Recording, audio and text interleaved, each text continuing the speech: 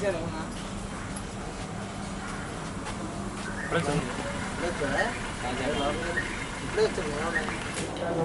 Function ఉంటున్నా problem sir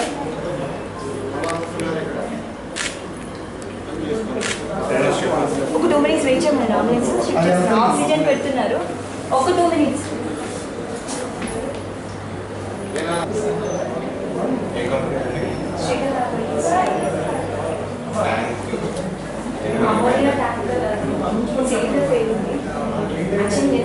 start అయింది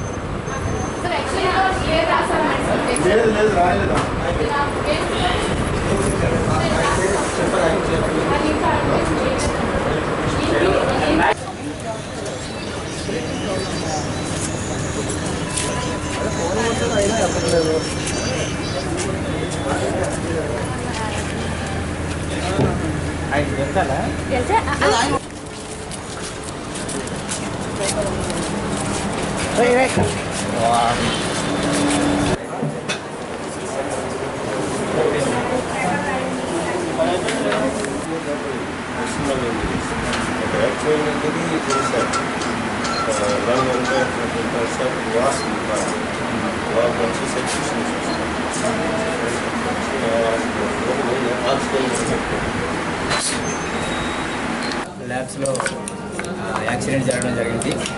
దాని మీద అక్కడ పై ఫ్లోర్లో వర్క్ చేస్తున్న వర్కర్స్ ప్లస్ కింద ఉన్న వాళ్ళు కూడా ఇంజూరీ అవ్వడం జరిగింది. వారిని మనకి దగ్గరలో ఉన్న గాజువాక ఆర్కే హాస్పిటల్లో అడ్మిట్ చేశారు.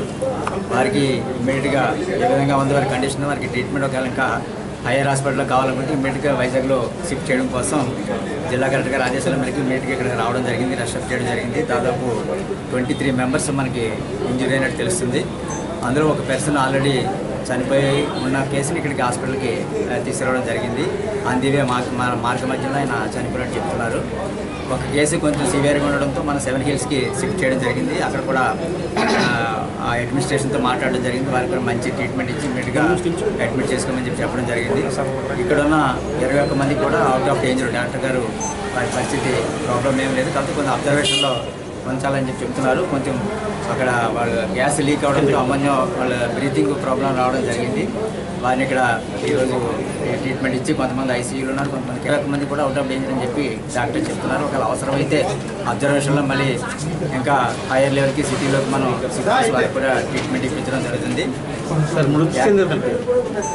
మృతి చెందిన అతని పేరు రామకృష్ణ అనుకుంటా, శ్రీనివాస్ అన్న అతను అక్కడికి షిఫ్ట్ చేసిన 7 Hillsకి. రామకృష్ణ అయినా సంస్థ మీద ఏమన్నా చర్యలు ఇంకా చూడాలి. అసలు ఇప్పుడు సంస్థ దగ్గరికి వెళుతున్నాను నేను, అక్కడ ఏం జరిగింది ఏంటనేది చూసి కారణం ఏంటి, రీజన్స్ ఏంటన్నది ఇంకా దాన్ని డీటెయిల్గా స్టడీ చేయాలి. కాబట్టి దానికి మనకి ఎన్విరాన్మెంటల్ ఇంజనీర్స్ ఉన్నారు, చీఫ్ ఇన్స్పెక్టర్ ప్రాక్టీస్ ఉన్నారు, వారిని కూడా పంపించడం జరుగుతుంది.